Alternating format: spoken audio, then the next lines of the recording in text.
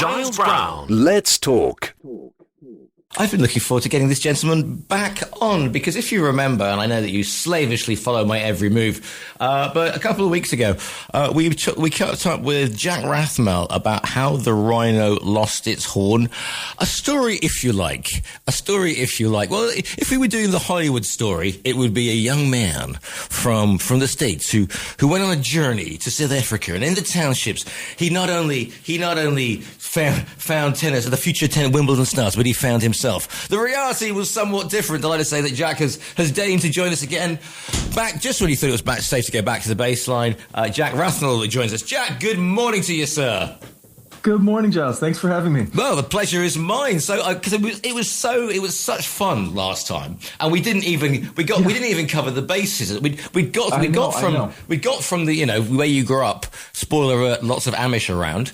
Yes, that's right. And then doing something and going off to South Africa, and you thought you were going to go and teach tennis and have a lovely time and find the next Wimbledon championship, and it become a Disney movie, and everybody would be doing diamonds on the soles of their shoes at the end of it, and everything would be fine. Yeah, a big dance number. Yeah, in the savannah, out in the savannah. Exactly, yeah. It was the wildebeest and people holding up with baby lion cubs and all that sort of stuff, yeah? Yeah, exactly. Yeah. And then I get blessed by like the baboon or whatever, I get the... it is Wednesday. Let's face it, my friend. I mean, come on. Who hasn't been blessed by a baboon by this time on a Wednesday morning?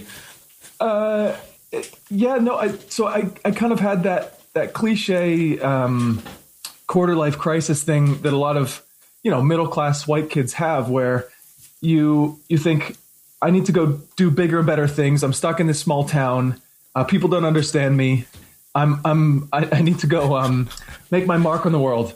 And what are you trained to do? Well, you have to go save the children in Africa. And so that was kind of the whole thing. I fell into that trap of that's the way that you prove that you are a good person, or that's the way that you are, you have to go kind of make your mark on the world. So I went over and kind of picked Cape Town. It could have really been anywhere, but Cape Town happened to be the one place on this shopping list of potential locations that happened to need a sports coach. And I had grown up in the States doing some tennis coaching. So I thought, better, might as well be there. Yeah.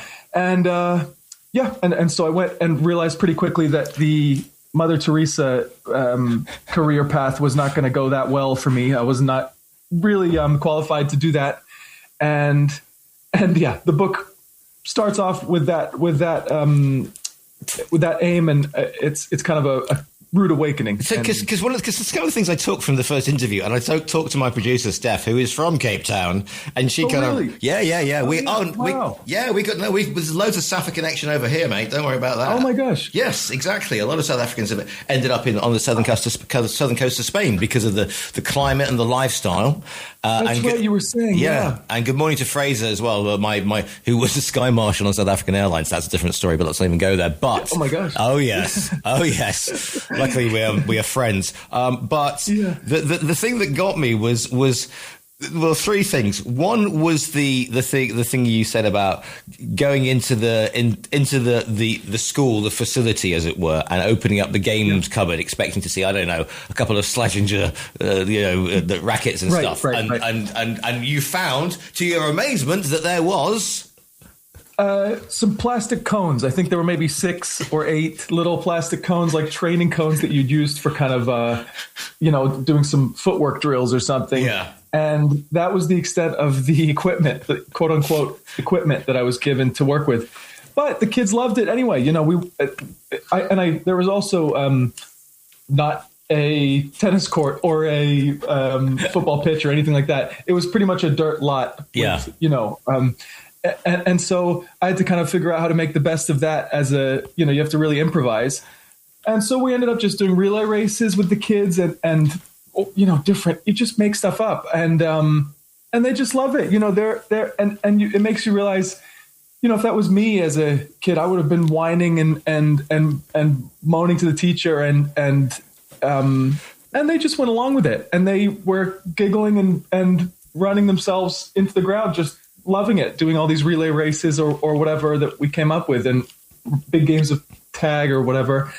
And so it was a real like, hang on a second, you guys are supposed to be aggrieved and you're supposed to be pissed off with me, but they were just easygoing, and it was a real they were much more than I would have been. And I'll come back to a minute. The other thing is because this is, I mean, I was talking to a friend of mine the other day, and they were saying, "Oh, well, this is just sort of Western imperialism. This is luxury tourism. It's the worst of the worst." As they stood on their soapbox and started, because you can go two ways. One, I want to save kids in Africa, like you did, and then you've got a reaction, if you like, from liberal lovies, like most of my friends are going, "Oh, well, this is terrible. They can get out any time they want, and this is really." And the thing about you saying about your other people over there who had been mugged, and they were saying, "Oh well, this is an anti-colonialist thing, and through sort of 500 years of imposed slavery, they're giving back to the white man." And then you said, "I'm not quite sure. I think the guys who were doing the mugging weren't going to go back and go,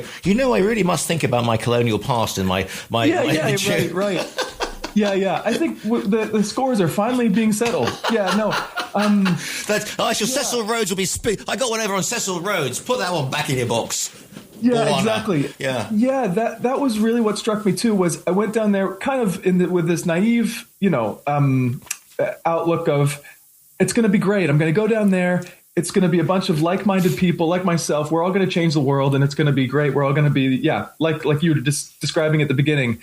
It's going to be a big kumbaya kind of a bonding session, and I'm going to walk away with friends for life. Yeah, and really, you realize pretty quickly that people are just down there really to hook up with people or to party or whatever. And not that, I can't judge. It was like being around a bunch of college kids. Oh, go on, Judge, Jack. It's more fun, Yes. Yeah, exactly. So you realize that everyone's just kind of the same as they were back home. And it just so happens that we're in Africa, but doing the same stuff. Well, here's the thing, you see, because you go away. I mean, in England we have the gap year, and the kids go off between 18 and that's right. Yeah, and they go and discover the world, and they go to Australia, they go to South Africa, whatever, right?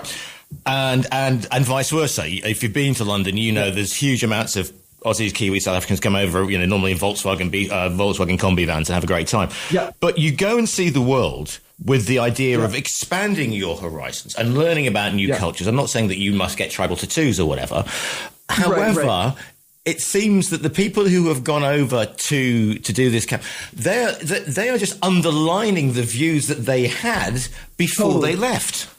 Totally. And you go and you end up mostly staying with your own clique of, it was the same when I was there. There's even the next time I went back, a couple of years later, there's a whole chapter about that. Right. I was doing study abroad with a bunch of international kids.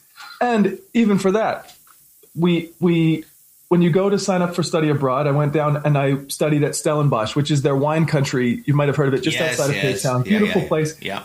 But you think, oh my gosh, this is great. I'm going to meet some local students or, other people from the area. I'm going to actually, because when I did that volunteering trip, I didn't really make local friends. It was only the volunteers. You're kept in these bubbles of, you live with the volunteers. Well, you're on the township. I mean, let's face it. You don't want to go, I'm going to look for a latte in Soweto or something like that. That doesn't happen, does it? And it was the same when we studied abroad. They placed us with only the other international kids. Like you're in a housing compound just with the other. And so all the French people stuck together, all the Dutch people stuck together, all the Germans. And then there was a group of American kids that all went over. And so you end up just doing South Africa, or to your point, like you're doing the Gringo Trail is what they call it. You're doing any of these countries, these countries that people are supposed to hit, the cliche areas, and you're just sticking with your little crew of people, your Aussie or your Kiwi group or whatever. And so you're exactly right. You end up just kind of doing the same trip that like your uncle did before you and his uncle and your dad and your mom, and everyone does the same little spots. So I kind of realized that pretty quickly that I was just not cut out for this. This was not what I thought it was going to be. And I was going to have to kind of start taking the mick out of these people pretty quickly. Yeah. And the other thing, there's a recurring, because we are going to make this movie, Jack. I've decided. Okay. The other thing is I've got this recurring character, and he is the principal of the school who spends his entire time just watching videos in his office and getting very exasperated when you rock up to say, "Hey, can we do this?" and try and be proactive rather than just bother him. Or ask him, can we use a ball today? No, get out of here. Tennis coach, a ball? Yeah. A ball? Yeah. The true training happens without the ball. You have to train the kids, mentally first. Oh, it's Jedi. I didn't realize that. Be the ball. Be the ball, Caddyshack. Yeah. No, so it's even better. It wasn't even the principal. I showed up the first day, and I wasn't even supposed to go there. I was asking around to all the administrators at this charity that I was working with, and there were a bunch of little schools in the area that the other volunteers were being sent to. And I showed up and said, "Hey, I'm supposed to be sent to this school." And even the administrators at the charity were saying, "No, you're not going to that school. No one gets sent there." Yeah. And the kind of implication there was, no one gets sent there. Not after what happened to the last guy. We don't send volunteers there anymore. It just isn't worth it. But what happened to the last guy, Jack? Sorry, what happened to the last guy then? Is there sort of a piece of kit on the far corner of the muddy exactly. plane? Well, that was the kind of that was left unsaid, but that was the tone that they were saying it when I told them the school I was supposed to go to. They were all kind of shocked. But so I was the only volunteer, and and I show up there. My knees are knocking together from the fear. There's a peas running down my leg, and the guy comes out, introduces himself as the head of the sports department / head of the school religion department. So he introduces himself as the father. I'm not kidding. This is what. So I'm instructed to call him pastor. I don't call him professor or Mr. anything. Right. Pastor. So he's this hybrid role that he's invented for himself. And so he really believes in fitness and religion for the kids. And then I was thinking, okay, well, maybe that's what they need. I'm not religious myself. This isn't a missionary trip, but we'll whip him into shape here.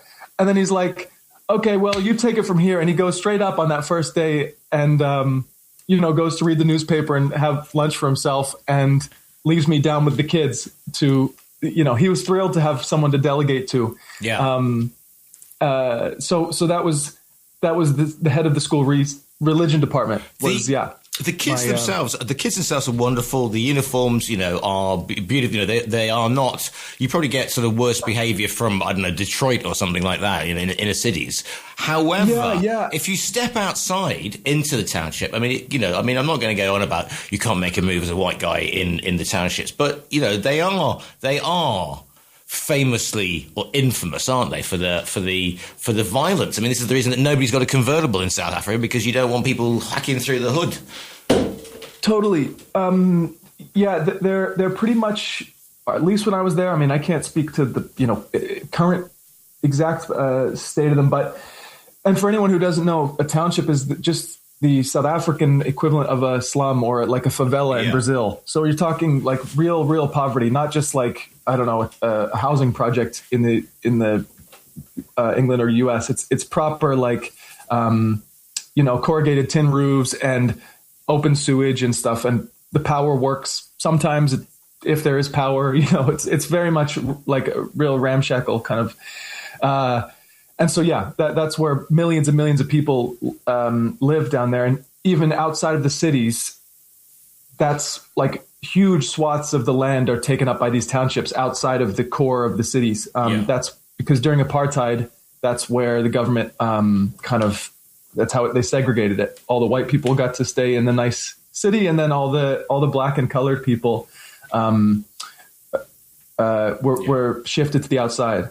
And colored, sorry, I should say colored is an actual ethnic designation there. It's not different. It's different than black. I've gotten into a lot of trouble with that one. But so lots of editors didn't know that and think that I'm calling people colored. No, it's the South Asian population for which was put in by the British to basically do the civil service. I'm glad you know that, and that's awesome, and you're exactly right. And you wouldn't. This ties in. I wanted to talk about this when we get into it, but get into it because we've got 12 minutes, and I knew this was going to happen. Yeah. Otherwise, it'll be part 3. It'll be like Star Wars. Well, there'll be part 9. Come on. Yeah. Just to finish that last point, the townships are where the school was, and so it's a real security threat. You really have to be safe, and the kids are coming in every day from that township. So that just to tie that point up, but. To go into what you were talking about earlier, touched on with the self-flagellating kind of Western mindset where you almost have to, what I saw down there was people really bending over backwards, doing mental gymnastics to justify like, no, it's okay if I get robbed. That's kind of, I owe that to the black population. Like it's good if I get my house broken into. You see a lot of that, the sort of, the mental gymnastics.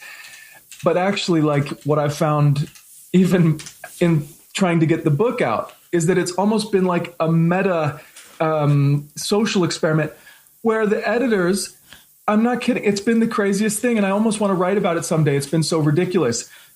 The editors who are 90% affluent white women, and a lot of them who have never been in Cape Town, never lived in Africa, they queue up. This is over the course of years, so I have a big sample size. Queue up to find what is racist about the book, or what is insensitive, or what is nobody cares if it's good or not. Nobody cares, or if the joke is funny or it isn't funny, or if this part of the story is insightful or not. It's not. There's about 15 different people that I've had to deal with, editors, copy editors, all the way, that have just wanted to worry about finding the racism. Just because as soon as you say Africa in a title, they start licking their lips and they think, this is my chance to show how not racist I am. And even if they've never even heard of Africa, they know that a white guy like me is not supposed to, quote unquote, supposed to write about Africa. And so they queue up. And so the colored example that you were just talking about, that's been a huge hotspot.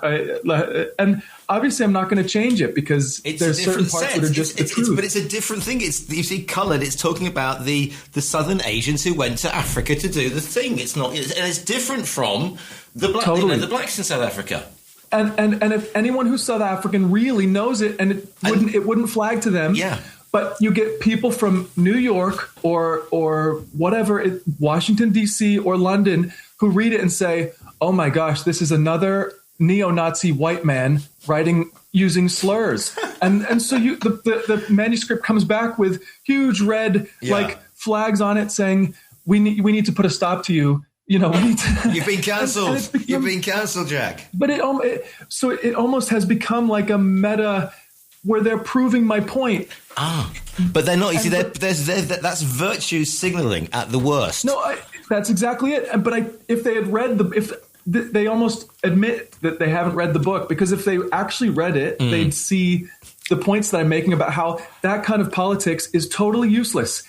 And if we actually want to worry about people and taking care of people and reducing the amount of suffering in the world, which is what these people claim to want, we can't be arguing with each other about this sort of useless stuff. But we live in a world. We live in a world. It has to be black. It has to be white. Excuse the pun. And there is no room for colored in this one. And it's like no. There are shades in between, literally, in this one. That's exactly it. And so it's almost like people are so desperate to they're stuck in that way of thinking of, I need to police the language. I need to police the language that Jack is using because that's our main worry here. Where they're throwing the baby out with the bathwater, where they're missing the crucial part of the book, which is saying that I don't want anyone to be in a township. I'm trying to help, let's identify what's causing these problems. And these people almost are happy to skip over the actual core ideas to bicker over, whether Jack is allowed to use colored or not. Like you miss, and it's almost the perfect metaphor, kind of, it's very emblematic of what we're dealing with at the moment, where there's serious problems that we need to really work together to solve. And you have people too busy worried about who's allowed to say this word or that word. I had one editor say, it was racist or racially insensitive. Because in one sentence of the book, I say Africa is a war-torn and poverty-stricken continent, which is, there's no one who would dispute this is just a fact. And someone said, oh, we really recommend you change that line. There are some Africans who are trying to change that idea. Well, okay, that doesn't make it offensive. I'm sorry to those Africans who don't like that Africa is a war-torn and poverty-stricken continent. But it perfectly sums up what we're dealing with here. Like, people would rather not tell the truth for the sake of not offending an imaginary person. They're not even offended. They're offended on behalf of somebody who might not even exist. You can hardly see the Soweto Book Club, literally flinging How the Rhino Lost His Horn onto a bonfire, or phoning up. You can imagine some well-heeled New York publishing house. And the sort of people who work in publishing. Yes, I do. Indeed. Yeah, so, scarves and the whole thing. And, that's it. It's all very performative. And phoning them up and going, hello, this is so-and-so from South Africa. I'd like to say that I'm really upset about this book because it's got, because it's talking about blicks and no colours. Come on. Yeah, no, but that's the thing. Anyone who actually knows this stuff, like if you know what color it is, you just read right by it and you think, oh, that's cool, he's talking about this or this. But it's almost like these people are, as soon as they lock into one thing that they can flag, they stop reading, and it's like, yes, we got him, we caught him, guys. Yes, our work is done for the day. But if that's the point scoring that you work with, and that's how you prove that you're a good person, like you were saying, then I understand why they're doing that, but it doesn't make it fun to work with. Doesn't that make it extremely frustrating as an author to try and get this published? I'm telling you, listeners, we're going to be part 3. We're going to be part 3. I'm just thinking about 5 minutes ago. I thought that's it. We're doing part 3, but because we've only got 5 minutes left again. You're coming back on, Jack. Sorry, but there you go. I had just some other example. I had someone say it was racist. The title, because they said you can't say cautionary tales and Africa, because then it's putting two very dangerous. You can't combine. We don't want to sound like you're warning people not to go to Africa. And I said, but it also says Appalachia. Yeah. That's where I'm from. It says Appalachia in the title. First, you'd have to skip over that if you were looking. and so this is what you're working with. I also had another really good one. There's a line there's a little anecdote in the book where a creepy old Indian guy tries to get into the volunteer group. Right. He's like a 50-year-old Indian guy who wants to come volunteer. Obviously, that's a weird situation. Yeah. And I just write that this was a real hot potato of a situation.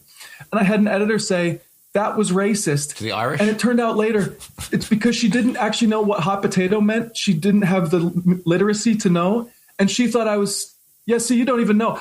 I was stressed about this for weeks. I was like, how can you oh not God. know? Is that it's not an American expression, a hot potato? Like a hot knife through butter, we'd say. Or am I being totally Anglo? But so they didn't you want to pass the hot potato. Yeah. Nobody wants to be stuck. Kick the can down the road. Yeah. For anyone who doesn't know, because apparently they're and so I was thinking, because this report came back and it was like, we've seen some really concerning racism or racial. And I was thinking, oh my God, they finally caught me. What did I do? I see. Listeners, you can't see the massive sort of fascist symbols in the back of Jack. That's right. Gotcha. I got you, Jack. I didn't think they were going to be able to realize that quickly. I thought I hit it. better. But so it turned out, after all these weeks of me worrying and stressing out, the editor, the sensitivity reader is what they're called now. No. The sensitivity reader. That's what it is. Did they actually come into work? I can't come into work because I'm the sensitivity reader, and my chakra got disaligned. Sorry, that's brilliant. But it turned out that she didn't actually know that hot potato was a metaphor, and she thought I was just, because a potato's brown, she thought I was calling him a potato, and that was derogatory. And I had to explain to the sensitivity reader, no, hot potato's a metaphor, and then it fizzled out, and then they were like, well, you don't have to make the edit if you don't want to. You don't have to take that part out.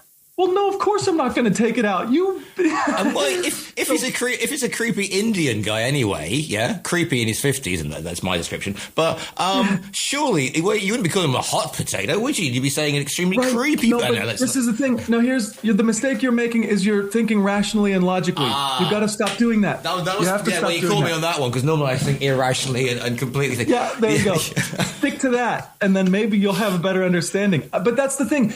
I come into it in good faith, and I want to try and work with these people. And if someone has a real critique, I'm happy to make it. But you end up having to fight through about 19 layers of this sort of thing. Yeah. And it feels like a thankless job at times. So it's nice when people can hear colored or something, and they don't say, "Hold on, I'm going to stop you right there.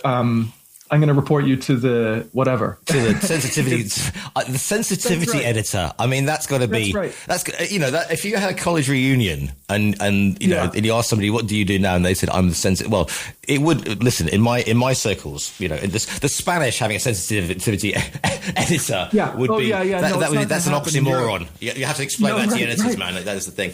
Jack, we've got 1 minute and 30 seconds, so there will be a part 3. There will be a Return of the Jedi. I'm sorry, because we still haven't got out of the tennis court. But this is one day we'll get there. We'll get there one day. The book is called, and we haven't touched on the wildlife because it is called How the Rhino Lost Its Horn. So for part 3, oh my gosh, we will kick off with your return trip, Stellenbosch. And how the wildlife wasn't exactly. You didn't get to hold the. You didn't get best blessed by the baboon, but you almost got trampled by the rest of the big 5. How's that for a plan? The book is called How the Rhino Lost Its Horn. Jack, if people want to follow you ahead of part 3, where can they find you on the social medias?